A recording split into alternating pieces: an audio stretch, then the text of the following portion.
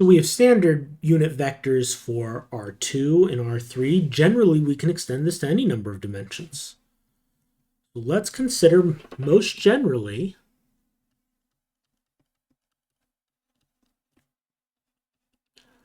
Rn, where we have n dimensions, where n could be any natural number. Okay? Well, if we're in Rn, we are going to have n axes, which means we are going to need n standard unit vectors, right? For R2, we needed 2 standard unit vectors. For R3, we needed 3 standard unit vectors. For Rn, we're going to need n standard unit vectors for whatever number n is. Now, for R2, we called our standard unit vectors I and j. For R3, we called them I, j, k. But you can see we're going to run out of letters pretty fast. So once we go past R3, we usually use a different notational system for our standard unit vectors.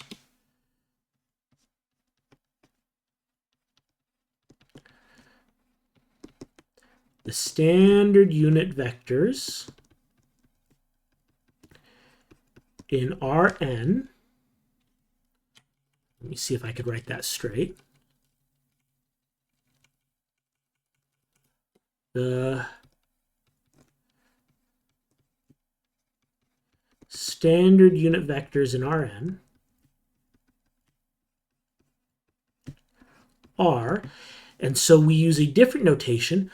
We call all our vectors E, and we just use subscripts to differentiate whether we're talking about the first vector or the second vector or so on. Okay, so the first vector, E1, is going to be the first standard unit vector, which means it's pointing down the positive axis, the first axis, the positive part of the first axis, which means the first component will be 1, and all the other components will be 0. Okay? And they're going to be n components altogether. Right? 1 for each of the dimensions. And E2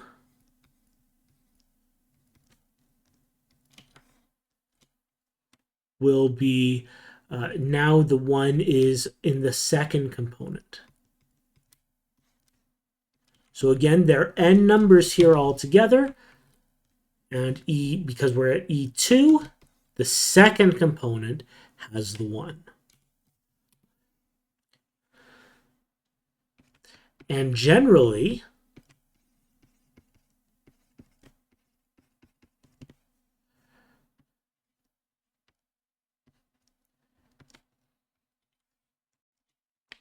the E-ith standard vector has a bunch of zeros, and then in the ith component, there's a 1, and then zeros after it.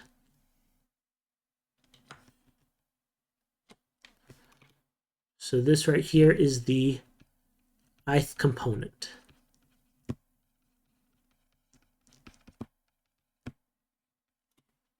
Make that a little more clearly a 1. There we go. So the ith component is 1. All other components are 0.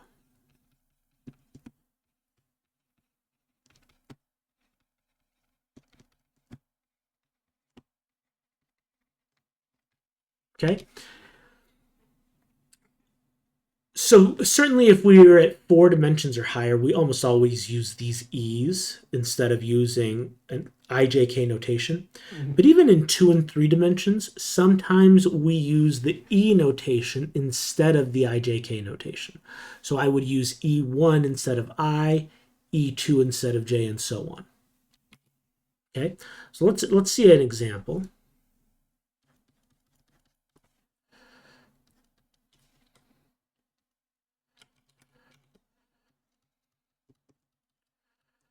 Consider vector v, which is equal to 3e1 plus 2e2 minus 4e4 in R4.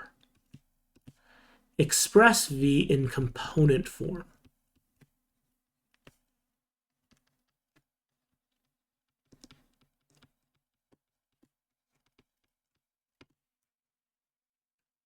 So this is backwards from the other couple examples we looked at.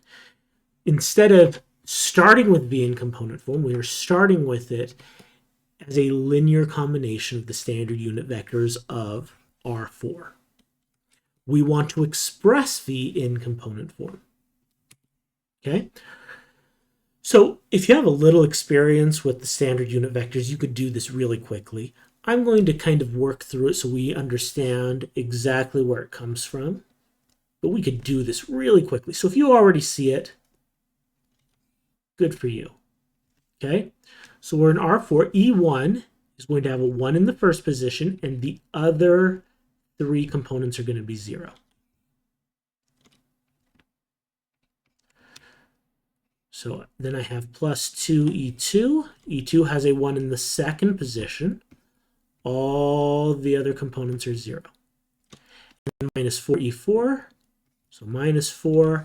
And then E4 will have a 1 in the fourth position. All the other components are 0.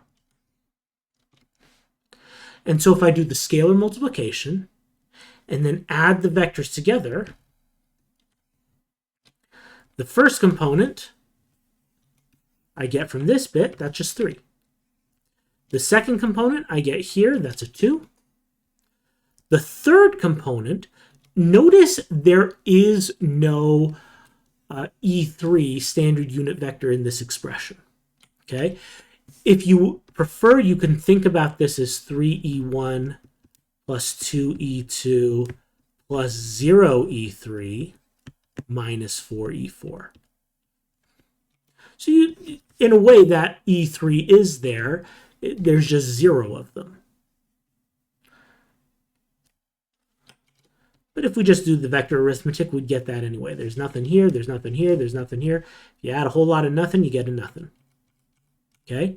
And then finally, that fourth component, the only non-zero component comes from this class vector. Negative 4 times 1 is negative 4.